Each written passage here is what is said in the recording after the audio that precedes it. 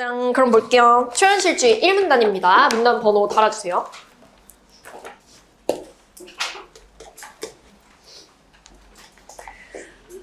초현실주의는 이성의 지배를 거부하고, 그러면 이성의 지배를 거부한다 그랬죠? 좀 직관적으로 표시하라 그랬지? 비합리적인 것과 잠재의식을 탐색하는 예술혁신 운동이라 그랬어. 조용히 해. 아무튼 지금 초현실주의에 대한 정의 나왔죠? 그러니까 얘가 싫어하는 건 하나야. 아까 헤테로토피아가 싫어했던 건 유토피아와 반대되는 개념인 것처럼 얘가 싫어하는 건 이성의 지배인 거죠. 그죠? 이성이라는 말이 계속 나올 거야. 1920년대 합리주의를 만능으로 여기는 이 합리에서 리가 이성이잖아. 그치? 그럼 여기서 세모인데? 라는 생각을 한번 해야 되겠고 만능으로 여기는 풍조에 대한 반동으로 일어난 거야. 아하, 그러면 이 합리주의 세모 맞네. X 쳐도 되고. 자, 그리고 아직 넘기지 마시고 뭐에 대해서 나오는 거야? 초현실주의의 등장 배경에 대한 얘기라는 거죠.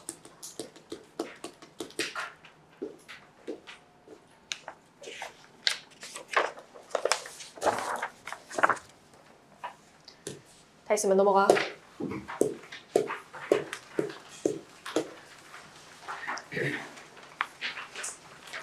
(1924년에) 출판된 초현실주의 선언에서 브르통이라고 사람 이름이 나온 거예요.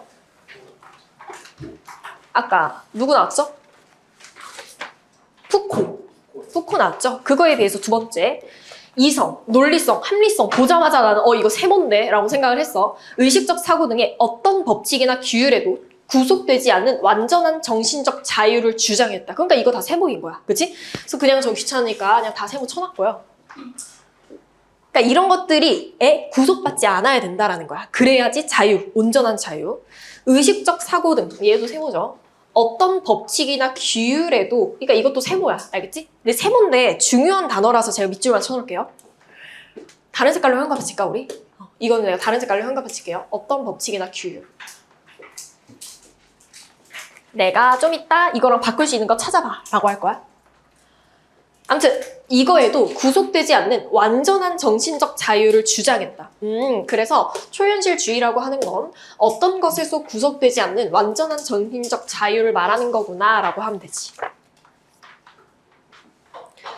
브르통은 기존의 예술이 현실을 재현하는 모방에 지나지 않는다고 비판을 했대. 그럼 얘들아, 기존의 예술을 뭐라고 볼 수 있을까? 앞에서, 그치? 이성이 지배하고 있는 합리주의 이런 거라고 볼 수 있겠죠. 그쵸? 그래서 나는 기존의 예술, 앞에서 봤던 이성이 지배하는 거, 합리주의 이거겠네? 라고 생각을 했어.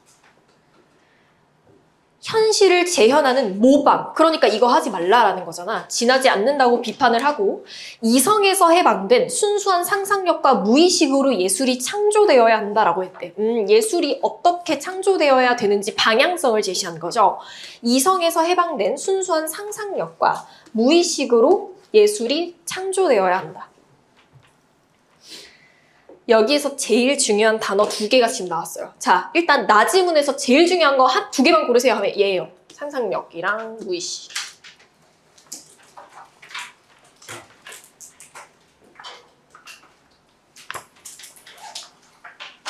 그리고 사실 하나 나오는 거야. 상상력이 뭐라는 거야? 이상에서 해방된 상상력이라는 거죠. 그죠? 또한 그는 이성의 통제에 대한 상상력의 해방이, 그쵸? 이성에서 해방된 게 상상력이라 그랬으니까 상상력의 해방이 사회에서의 인간 해방을 실현하는 선결 조건이 된다.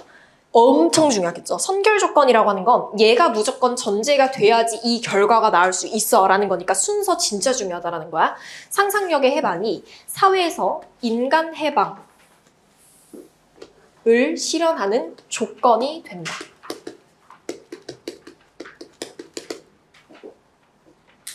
진짜 중요. 그래서 사실 수특에서 문제 이걸로 냈어요. 이거 2개 순서 바꿔가지고 이거 맞니? 했을 때 오답이었거든요.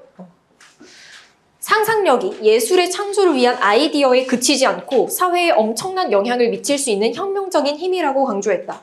그냥 상상력이 혁명적인 힘이라는 거잖아. 그치? 상상력이 혁명적 힘이라는 거지.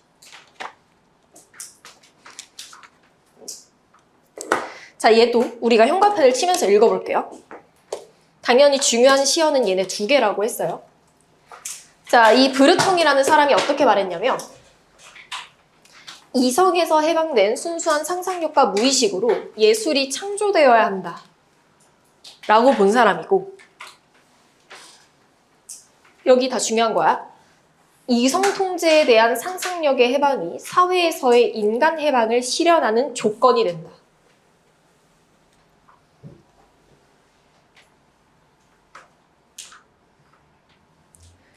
그리고 상상력은 그냥 아이디어에 그치지 않고, 그러니까 아이디어도 될 수 있지만 사회에 엄청난 영향을 미칠 수 있는 혁명적인 힘이라고 강조했다. 상상력. 그럼 너네가 내용을 좀 봐야 돼. 그럼 지금까지 사실 무슨 얘기한 거야? 그냥 무의식 얘기할 것처럼 했지만 그런 얘기는 하나도 안 나왔고 이거에 대해서만 얘기한 거야. 무의식은 나올 거야.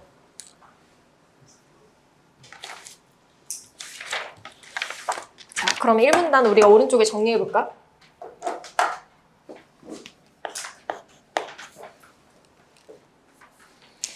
자, 1문단에서는요. 초현실주의에 대해서 얘기하죠.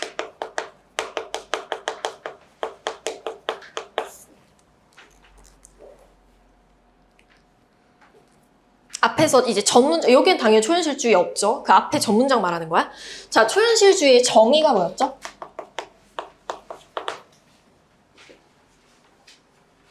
뭐를 거부하고? 맞아요. 운동의 일종이야. 이성의 지배를 거부하고 비합리적이고 당연하지. 이성을 거부하니까 비합리적일 수밖에 없죠. 그리고 잠재의식.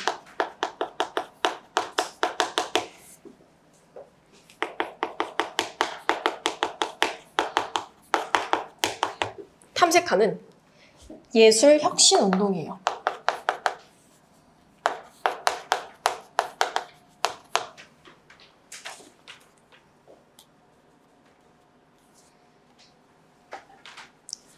그리고 초현실주의가 등장하게 된 배경이 어떻게 되죠? 1920년대 뭐? 합리주의를 만능으로 여기는 중국의 반동을. 그쵸. 1920년대 합리주의에 대한 반동으로 일어나게 된 거야.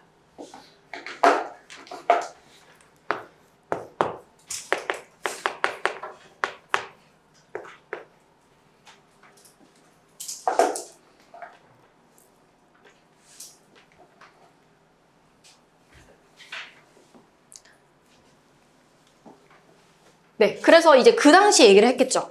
1924년에 출판된 초현실주의 선언에 따르면 브르통이라고 했으니까 브르통이 얘기한 주장이 몇 있겠다.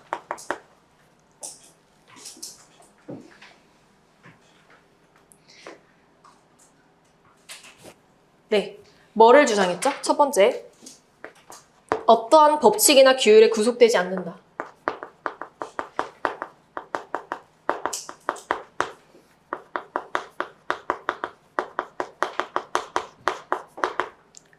완전한 자유를 꿈꾼다.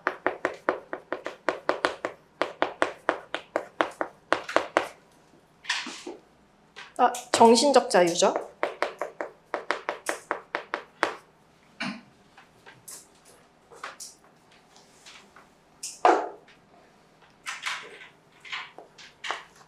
그리고 두 번째는 뭐를 비판하죠? 기존의 예술이요. 그쵸. 기존 예술 이거잖아. 우리가 지금 파란 색깔로 쓴 거.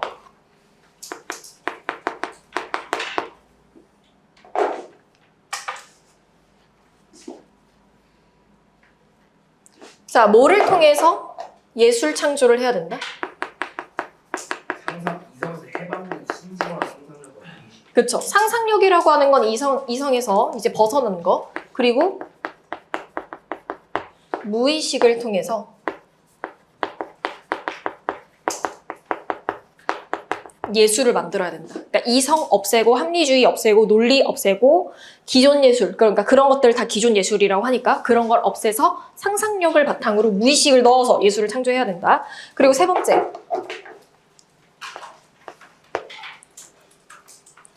이 상상력은 뭐의 선결 조건이 된다라고 얘기를 했죠? 상상력이 조건이야.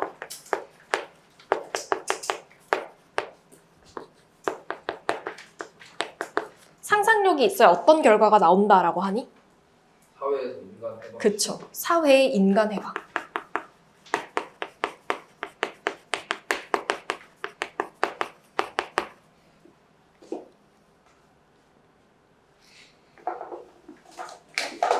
그리고 또 네 번째도 상상력 얘기하거든. 상상력은 또 혁명적 힘이다. 이런 얘기하죠.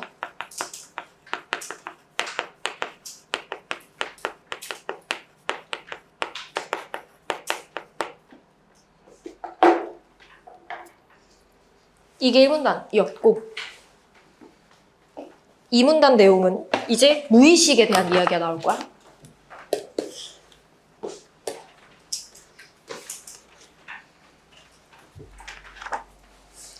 이제 알잖아. 프로이트 하면은 꿈, 무의식, 그쵸? 브르통으로 대표되는 초현실주의자들에게 있어서 프로이트의 꿈의 해석은 필수 교재로 여겨졌는데 지금 꿈 얘기하나 보다. 꿈. 이 책에서 프로이트는 꿈에 대한 분석을 통해서 구체화시키네. 꿈에 대한 분석을 통해서 인간 행동에 지금 이제 인간 행동의 어쩌구 역할을 얘기할 거야. 내용이 좀 바뀌었죠? 의식보다 무의식이 더 지배적인 역할을 한다는 것을 밝혀낸다. 자, 이거 조심해라. 누가 한 거야? 이거 누가 밝혀낸 거야? 밝혀낸 거의 주체는 누구야? 그치, 프로이트가 하는 거야. 지금까지는 다른 얘기 아니에요. 프로이트가 하는 거야, 계속. 됐어? 자, 그럼 여기서 중요한 거는 여기에서 말하는 꿈에 대한 분석이라고 하는 거. 그 꿈에 대한 분석이 뭔데? 무의식이 굉장히 중요하다라는 역할, 인간 행동에 의해서. 그거는 지금 이 얘기인 거죠. 그래서 너네가 이제 상상력 얘기는 끝났고 무의식이 뭔지에 대한 이야기를 하겠군.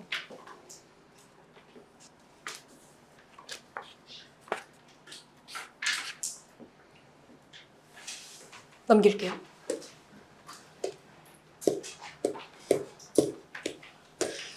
초현실주의자들은 프로이트의 분석에 기대어 실제하는 현실을 초월하는 초현실적 세계에 주목을 했대.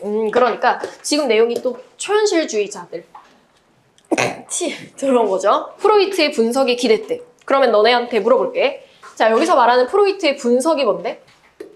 인간 행동 분석. 그쵸. 인간 행동은 꿈에 대한 분석이야. 그러니까 인간 행동은 어떤 뭐에 대해서 더 지배적인 역할이 있다? 뭐가? 무의식이야. 그쵸, 그거.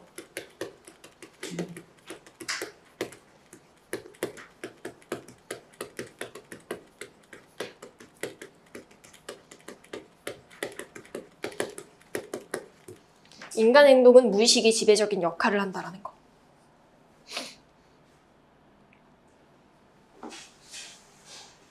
실제하는 현실을 초월하는 초현실적 세계에 주목을 한대. 그럼 여기에서 너네가 연결고리 또 파악해야 돼. 실제하는 현실을 초월한다 그랬으니까 그럼 실제하지 않는 거 유토피아인가? 라고 생각을 한번 해봐야 되겠죠? 초월하는 초현실적 세계에 주목하면서 의식적 사고를 피하고 똑같은 거니까 우연적으로 발생하는 효과를 추구하는 자동기술법을 개발하기도 했다. 내용이 좀 어렵죠? 다시. 우연적으로 발생하는 효과를 추구하는 자동기술법. 그러니까 인간 행동에 의식적인 사고가 하면 안 되잖아. 무의식이 더 많은 영향을 받으니까. 그래서 의식적인 사고를 피하고 우연적으로 발생하는 효과를 추구하는 자동기술법을 개발하기도 하였다.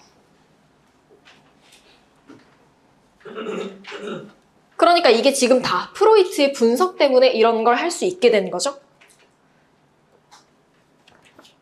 현실과 상상, 의식과 무의식, 그러니까 내용이 약간 지금 끊겼고요. 이제는 좀 다른 얘기야. 현실과 상상, 의식과 무의식, 자연과 초자연, 과거와 미래 등이 단절되어 있지 않고 연관되어 있다라는 믿음을 바탕으로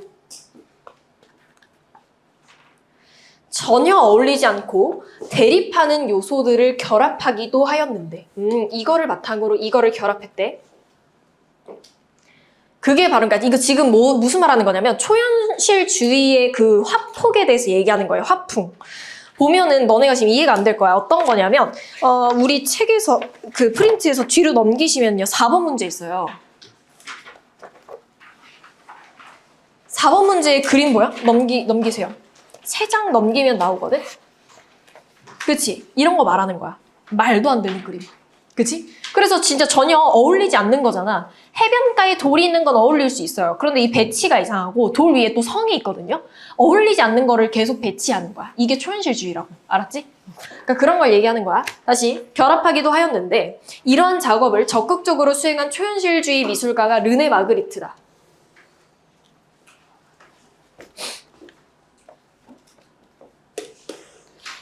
마그리트는 벨기에 출신의 화가로 필요 없어. 출신 지역을 얘기한 거네. 1920년대 중반부터 활동을 했다. 활동 그 시기와 활동 장소까지 언급을 하는 거야. 그러니까 내용이 중요하진 않아요.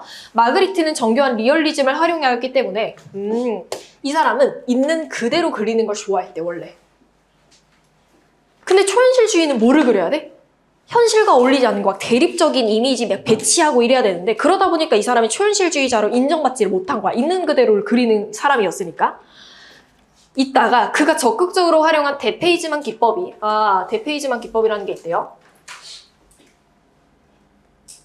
그러면 얘들아, 대페이지망의 기법의 사실 정의는 앞에 나왔어. 어디다 뾰족가로 쳐야 될까?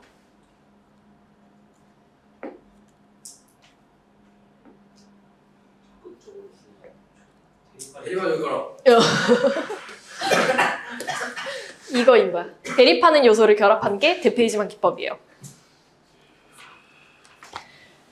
그러니까 원래는 리얼리즘을 활용하다가 대페이지망 기법이 파리 예술가에게 호평을 받으면서 인정받게 된 거라는 거죠. 이때부터 마그리트의 초현실주의는 기존의 초현실주의와 구분이 되어서 사실주의적 초현실주의로 불렸다. 그러니까 이 사람은 그림을 겁나 잘 그려. 왜? 원래 정교한 리얼리즘을 그렸던 사람이니까. 그래서 엄청나게 사실주의적으로 그리는데 또 그거는 이상한 세계를 그리는 거니까 초현실주의. 그래서 이러한 개념이 얘 때문에 생겨나게 된 거야. 그치? 그래서 내가 생각하면서 읽으라 그랬죠? 어디를 생각하면서 읽어야 돼? 여기서부터. 나 여기서부터 이거 내신에서 문제 나올 수 있겠다라고 생각했어. 이때부터 마그리트의 초현실주의는 어쩌고. 그러면 그전엔 안 그랬는데 계속 인정받게 되었고 이때부터 이런 개념이 등장하게 되었다라는 거지. 됐어? 자, 그러면 우리가 이 문단 내용이 끝났네요. 근데 자, 형광펜을 먼저 친 다음에 저희가 계속 읽어볼게요. 이제야. 여기는 쳤네. 여기부터 형광펜 칠게. 자, 여기서 제일 중요한 단어들 보면은 여기죠. 초현실주의자들은 초현실적 세계에 주목하면서 우연적으로 발생하는 효과를 추구하는 자동기술법, 의식적인 사고를 피하고 자동기술법을 개발했다. 그게 뭔지 예시는 안 나왔어. 그리고 대립하는 요소들, 어떤 현실과 상상, 의식과 무의식, 자연과 초자연, 과거와 미래 등 이렇게 어울리지 않는 것들 있죠. 이런 것들을 대립하는 요소들을 결합하기도 했대. 이걸 한 사람이 르네 마그리트고 이러한 기법을 대페이지망 기법이라고 하는 거지. 내용은 이게 다예요.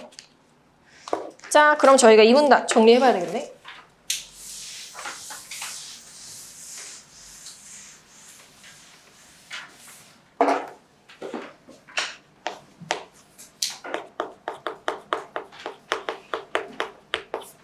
자, 마그리트의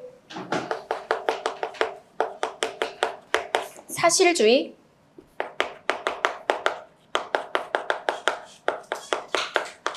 초현실주의.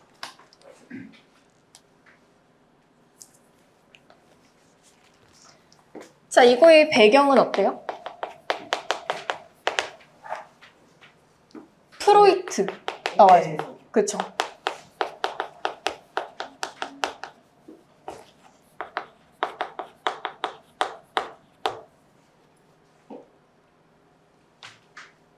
자, 꿈을 분석해봤더니 어떻게 됐대? 인간 행동 무의식에 대한 중요성을 그쵸. 인간 행동에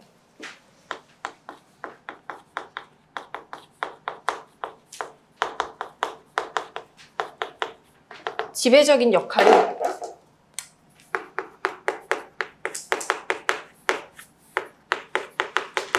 무의식적 영역이 크더라.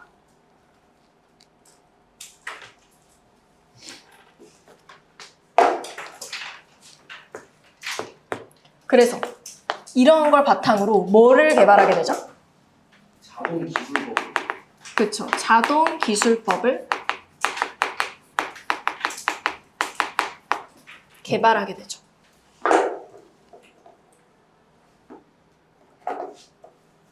자동 기술법이라고 하는 건 의식적 사고를 피하고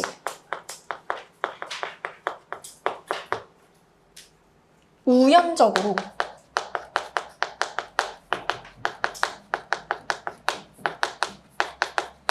발생하는 효과를 추구하는 거죠. 그러니까 말 그대로 자동적으로 우리가 기술, 서술할 수 있게끔. 그리고 세 번째, 이거에 대한 배경으로 르네 마그리트가 나오는 거죠.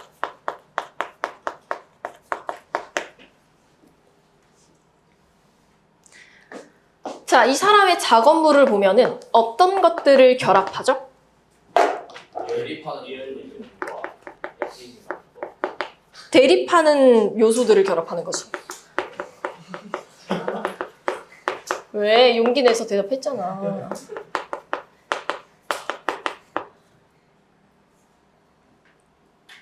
빨리 써, 이강인. 그리고 강인아. 그전에는 뭐 했다고? 마그리트가? 대페이지만 기법 하기 전에 뭐 했죠? 네가 아까 얘기한 거? 아, 빨리 얘기해. 빨리 시간 가잖아. 그치. 정교한 리얼리즘.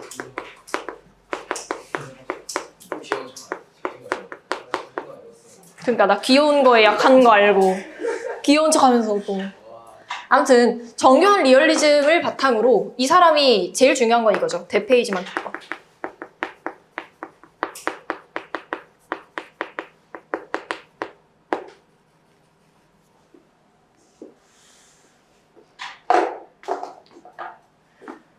자, 근데 이 대페이지만 기법을 사용해서요 얻은 효과들이 굉장히 많았거든요. 대표적으로 초현실주의자로 인정을 받게 된 계기가 이거를 사용해서 그런 거야.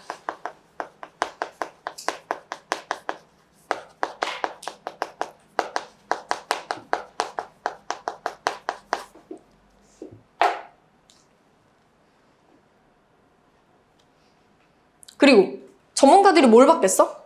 얘 그림에서 너무 대페이지만 기법을 잘했는데 너무 리얼리즘이 쩔어. 그래서 사실주의, 초현실주의자라는 말이 여기서 나온 거야. 그쵸? 그래서 기존의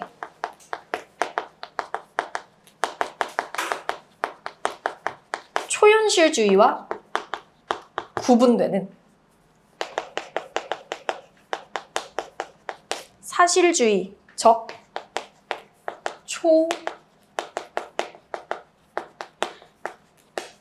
초현실주의다. 이렇게 내용이 나오는 거죠. 자, 3문단은 쉬워요. 그래서 대페이지만 기법이 뭔지 알 건데 너무 쉬워. 아까 본 그림을 그냥 대페이지만 기법 그 자체라고 생각하면 돼요.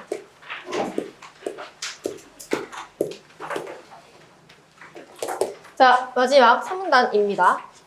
대페이지망은 이제 개념 나올 거다 이거지. 잘 봐라.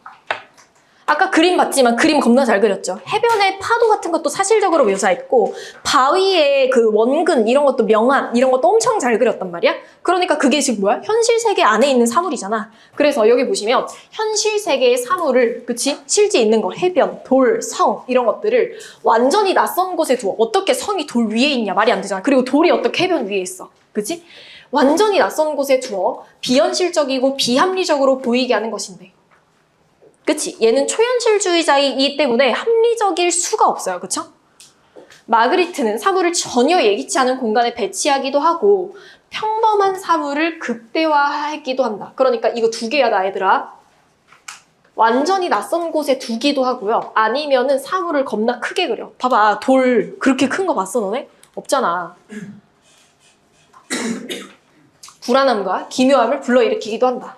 하늘 위에 떠 있는 바위 찾았죠? 그죠? 우리가 보는 거. 그리고 이런 그림도 있어. 방안을 가득 채운 거대한 장미꽃 등이 그것이다. 예시든 거잖아요. 그죠? 예를 들어 이런 말을 나오지 않더라도 아 이거 예시다.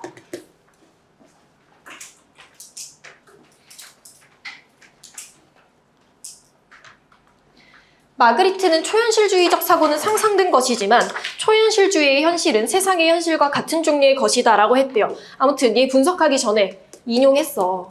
얘도 직접 인용이야. 근데 그게 중요한 게 아니라 우리는 어떤 말을 했는지 해석을 해야 되잖아. 애들이 이거 되게 어려워하거든? 잘 끊어서 보자. 자, 밑줄 거예요. 초현실주의적 사고는 상상된 것이래. 무슨 말인지 모르겠어요. 일단 뒤에 볼게. 초현실주의의 현실은 세상의 현실과 같은 종류의 것이래. 그러면 얘들아, 대페이지망의 현실 세계의 사물 이건 있는 거잖아. 얘랑 얘가 연결되는 거야? 얘가 얘랑 연결되는 거야? 첫 번째, 두 번째. 얘지. 현실 세계의 사물을 이상하게 하는 거잖아. 그럼 이거는 상상이죠. 그쵸? 그럼 얘가 상상인 거고 현실 세계의 사물을 가지고 왔다라는 건 세상의 현실과 같은 종류를 그린 거지.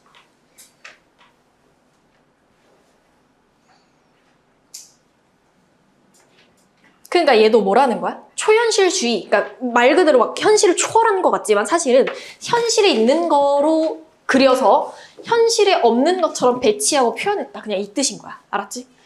이 말에서 마그리트가 대상을 왜곡하기보다 대상을 사실적으로 표현하면서 이 사람 사실주의적 초현실주의자잖아. 사실적으로 표현하면서 대페이지망을 통해 현실과 외부 세계의 접촉을 실현하고 있다. 그치? 현실과 외부 세계의 접촉을 실현하고 있는 거죠. 그죠? 그래서 내가 그러면 대상을 사실적으로 표현했다라고 하는 거에서 이거네. 이해 안 되면 다른 색깔 형광펜으로 계속 그으셔야 돼요. 여기서 계속 말하는 게 현실 세계의 사물을 가지고 그리는 거야. 그게 바로 초현실주의의 현실은 세상의 현실과 다르지 않아. 그리고 대상을 사실적으로 표현하는 거야. 이게 다 같은 말인 거야.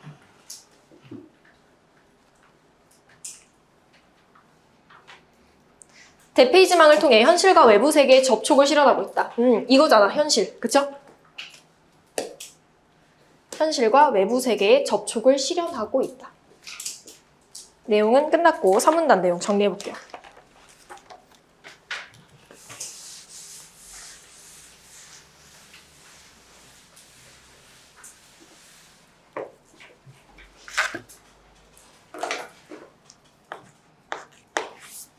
자, 3문단의 내용은 뭐라고 해야 돼? 대페이지망 기법밖에 없죠?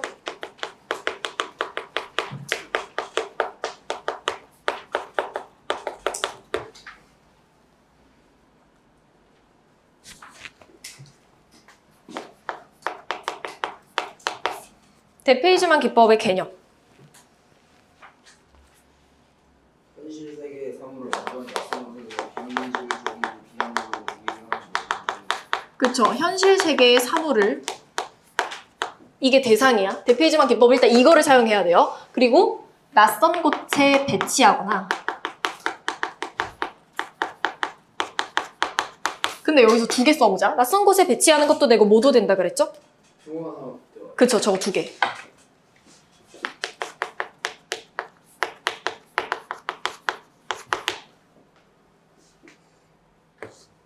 그래서 우리가 이걸 봤을 때 비현실적이고 이거는 이성으로 설명할 수 없는 걸 비이성적으로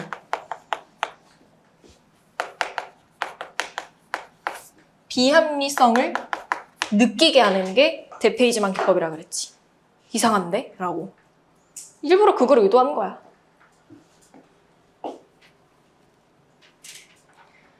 계속 동어 치환이기 때문에 얘도 현실 세계의 사물. 현실 세계의 사물이 뭔데?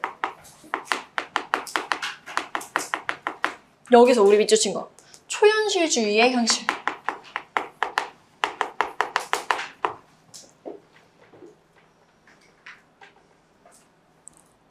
그래서 아이러니하게도 초현실주의의 현실은 어떻게 표현해야 돼? 사실적으로 표현해야 돼.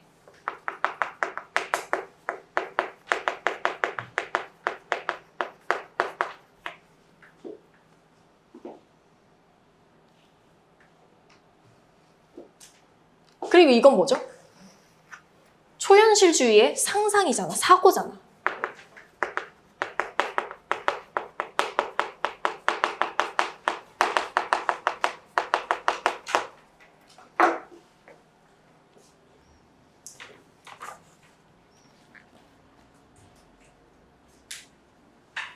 그래서 아직 마지막 한 줄. 그래서 대페이지만 기법은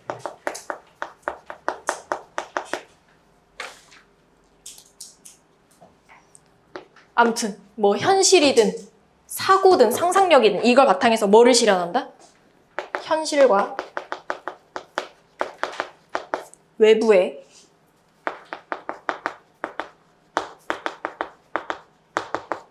접촉을 실현한다. 여기까지가 지문 내용 끝이죠. 됐나요? 그렇지만 우리는 문제를 봐야 돼요. 자, 문제를 우리가 분석을 해봅시다. 1번 문제 보세요. 정신 잡으세요. 자, 1번. 가와 나에 대한 설명으로 가장 적절한 거라 그랬죠? 그럼 1번 선지 체크해야 돼요. 특정 철학자가 제시한 개념 묶으세요. 특정 철학자 누구지? 누구요? 푸코죠. 제시한 개념이 뭐죠? 그 사람이 제일 중요하게 생각한 어쩌고 피아 뭐였지? 헤르 누구야? 뭐라는 거야? 헤르 노토피아. 헤르 노토피아가 뭔 소리? 헤테로 뭐? 뭐 테스트 뭐라는 거야 얘기했나? 헤테로토피아요. 그치. 헤테로토피아. 이제 테토남 인정. 헤테로토피아. 써놓으세요. 그리고 다른 개념과 비교했대. 다른 개념이 뭐지? 유토피아. 그치. 그거 다 써놓으세요. 그럼 1번 선지 완전 정답. 1번이 답. 그리고 2번 볼까? 특정 철학자. 안 써도 되지? 푸코. 관점을 바탕으로 맞아. 이 사람은 관점이 주되게 된 건 맞아요. 그런데 뒤에 볼까? 현대사회의 문제점에 대한 극복 방법에 대한 제시는 아예 없어요. 그래서 앞에는 맞는데 뒤에 틀려서 X. 자, 여기까지가 이제 가지문이었고 나지문 보자. 나는요, 특정 예술가가 독자적인 기법이라 그랬어. 그 특정 예술가 누구죠? 프로이트. 프로이트 예술가예요? 마그리트, 르네 마그리트. 독자적인 기법, 무슨 기법이죠? 그쵸. 그거 써주세요. 특정 예술가 마그리트가 독자적인 기법 대페이지망 을 창안했다. 맞아. 창안, 만들어낸 거잖아. 여기까지 맞는데 정착 시기까지의 과정을 순차적으로 제시하고 있다. 아니요. 틀렸어요. 그리고 4번은 볼 게 없어요. 뭔 이상한 소리를 하고 있는 거야 지금. 미술가들이 공통적으로 추구한 미술기법의 장단점 얘기한 적도 없고 구체적 작품을 통해 설명하고 있는 것도 아닙니다. 그리고 5번 잘 보셔야 돼. 5번 제대로 고쳐야 돼. 자, 둘 다 상반된 입장을 가진 예술가의 주장에서 보이는 공통점과 차이점을 밝히고 있다? 애들이 이제 막 맞아 라고 할 수 있어. 아니야. 상반된 입장을 가진 예술가들에 대해서도 나오지 않았어요. 각각. 그럼 다 틀린 거지. 2번 볼까?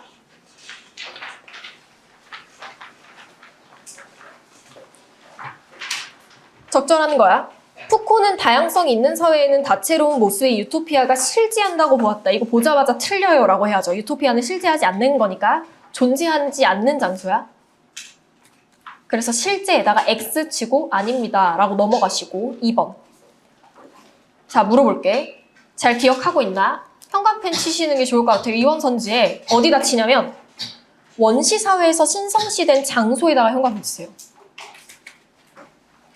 이거 치환할 수 있죠. 뭐라고? 아까 원시사회에서 나왔는데. 이거 예시 근거잖아. 이거 요지. 요지는 쌤이 요지를 써. 이건 내가 이게 그건 내가 이거. 헤테로토피아. 그래 그거 쓰라고. 알겠죠? 형광펜 치고 쓰세요. 원시 사회에서 신성시된 장소는 헤테로토피아의 예시야.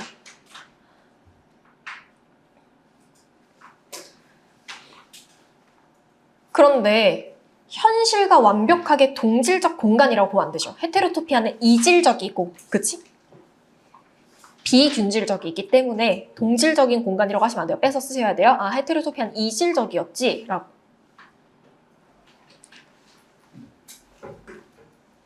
3번 선지 잘 읽어봐. 자, 이거 맞을까 틀릴까? 맞아요. 맞죠. 인간 해방을 위한 동력으로 상상력의 중요성. 기억나? 잠깐 우리가 수능 준비를 해보자면 우리 수능 대비 했을 때 그 선지 본 것 중에 그런 게 있었어. 지문에서는 여기가 선후관계였는데 보기에서는 이게 선후관계 맞는데 그걸 뒤바뀌어서 배치한 게 있었다 그랬거든요. 예, 마찬가지야. 상상력의 중요성을 강조한 거죠. 그러니까 이 선지가 지금 그냥 거꾸로 나와있을 뿐이 상상력으로 인간 해방이 동력이 된다 이거잖아. 그럼 3번 선지 완전 맞는 거죠. 그리고 4번은 그냥 다 X죠. 뭔 소리야. 마그리트의 리얼리즘을 통해서 극복하고자 했다? 그럼 초현실주의의 미술 경향에 뭐가 문제가 있다라는 거가 전제되어 있는 거잖아. 무슨 이상한 소리야. 5번도 봐봐. 3번, 5번 똑같이 선지 배열하는 거야. 자동기술법은 꿈에 대한 분석 이론을 창안하는 데 영향을 미쳤다. 그럼 얘대로라면 자동기술법이 먼저 프로이트가 쥐지라는 소리잖아. 아니잖아. 반대잖아. 그치? 그러면 앞절 뒷절 끊어가지고 반대 표시해줘야 되겠죠. 자동기술법이 프로이트 꿈에 대한 분석 쥐입니다. 그리고 3번. 가와 관련된 이해로 적절하지 않은 것은 이라 그랬어. 누군가의 헤테로토피아가 다른 누군가에겐 헤테로토피아가 되지 않을 수 있겠군. 그쵸? 이거 1문단에서 얘기한 거야. 제가 일단 문단 번호만 말씀드릴게요. 혼자서 공부하다가 못 찾겠으면 돌아가서 찾아. 1문단. 그리고 2번도. 다양한 질서와 문화를 인정하는 사회는 여러 헤테로토피아가 존재하고 당연하지 헤테로토피아는 복수라 그랬으니까 여러라는 말이 당연히 맞는 거고 비균질적이라고 하는 거 2문단에 나와 있다. 맞는 거. 그리고 3번. 학교라는 사회. 맞아. 학교도 사회가 되죠. 그쵸?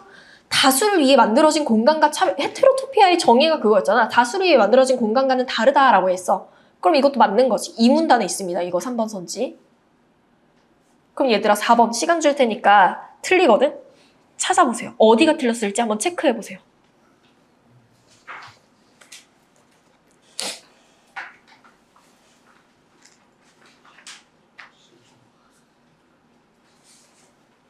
실종하지 않죠. 그거 말고도 더 있을 텐데. 기본의 질서에 따라 배치된 공간과 무관하지 않죠. 무관이 핵심이죠. 일단 무관이 핵심이야. 그걸 먼저 찾아야 돼요. 그죠? 그리고 유토피아는 일단 실존하지가 않고 두 번째 그래서 틀린 거고 그리고 또 뭐가 틀린 거야? 달리라는 말 하면 안 되지. 그러면 달리가 아니라 어떻게 고쳐야 될까? 자 4번 선지를 맞게 한번 고쳐볼게. 유토피아는 헤테로토피아와 둘 다 모두 기존의 질서에 따라 배치된 공간과 관련이 있게 실존하지 않고 실존하고 있다라고 해야 되겠죠. 각각. 유토피아는 실존하지 않고 헤테로피아는 실존하니까. 생각할 수 있어야 돼. 유토피아는 기존 질서에 어떻게 해서 배치된다 그랬죠? 기존 질서에 입각이라는 말이 나오거든. 유토피아는 기존 질서에 입각하는 거. 본문에 나와 있는 거 그냥 계속 말하는 거야. 헤테로토피아는 기존 질서를 어떻게 해서 뒤집어서 어떻게? 뒤집는다라는 거. 그치, 전복이라고 나오죠. 4번 선지 겁나 중요. 자, 마지막 5번 선지. 개인이 일탈을 감행할 수 있는 공간은 단공간으로서 개인에게 위안을 주는 기능. 이거 다 나와 있는 게 1문단의 마지막 부분에 다 나와 있어요. 맞는 거. 찐 마지막 문제 볼게요. 4번 문제.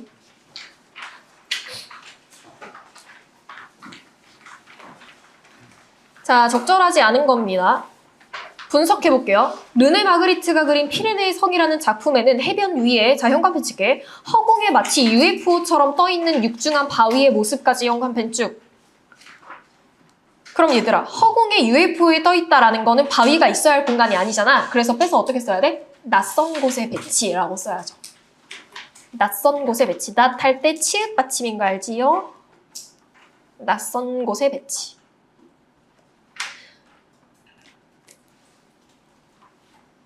그리고 또 뒤에도 현관펜 쳐야 되겠네. 이 바위는 하늘을 가득 채울 정도로 크고 현관펜 치고 뭐라고 써야 돼? 크기를 극대화시켰다. 그치? 크기 극대화. 근데요, 이 바위 정상에는요, 성이 솟아있대. 이 작품의 제목은 실현될 수 없는 꿈을 뜻하는 관용적인 표현은 허공위의 성곽. 아, 실현될 수 없는 거래. 그걸 풍자한 것으로 알려져 있으며. 그러니까 배치는 굉장히 비현실적인데 주제는 굉장히 현실적이네요. 그렇죠? 제1차 세계대전 후 전쟁으로 인한 절망 속에서 탈출구를 찾으려는 바람과 의지를 담은 작품으로 평가가 된다라고 했어. 자, 나머지 선지는 너네가 읽었을 때 알 것 같은데 일단 5번 선지만 같이 볼게요.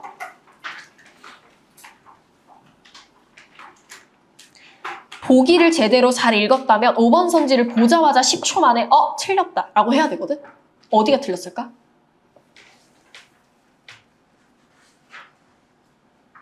도구로 보는 거. 전보할 수 있는 도구로 보는 거. 거기도 틀렸고 관용적 표현을 미적으로 표현해낸 것에서 일단 풍자했죠. 그쵸? 예술을 예술가의 전유물이 아닌 그쵸? 거기가 틀리다고 봐야 되겠네. 공동체의 현실 인식을 담보할 수 있는 도구가 아니다. 이런 말을 사실 한 적도 없을 뿐더러 이건 고치기가 어려워요. 못 고치지. 틀린 말을 했는데. 나머지 선지들은 읽어보시고 몇 문단에 있는지 한번 확인해 보실래요? 자, 보고 이거 몇 문단에 있다. 근거, 문단만 체크해 주세요.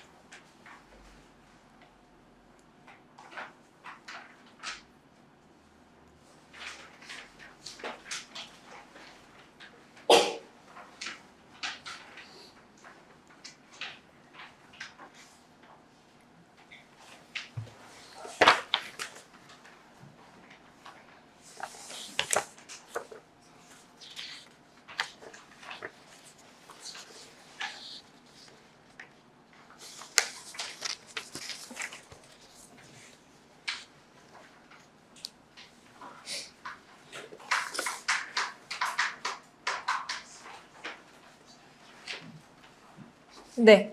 자, 4번에 1번은 바위를 허공에 배치한 것에서 기존의 질서를 전복하는 배치를 확인할 수 있다. 이거는 본문 내용에 있었던 거고 허공에 배치한 것은 보기에서 얘기했던 거니까 뭐 본문에서 찾을 수는 없겠죠. 중력의 법칙을 거스르는 모습이 나타난다는 점에서 보기 내용이고 그 뒤를 찾아야 되겠지.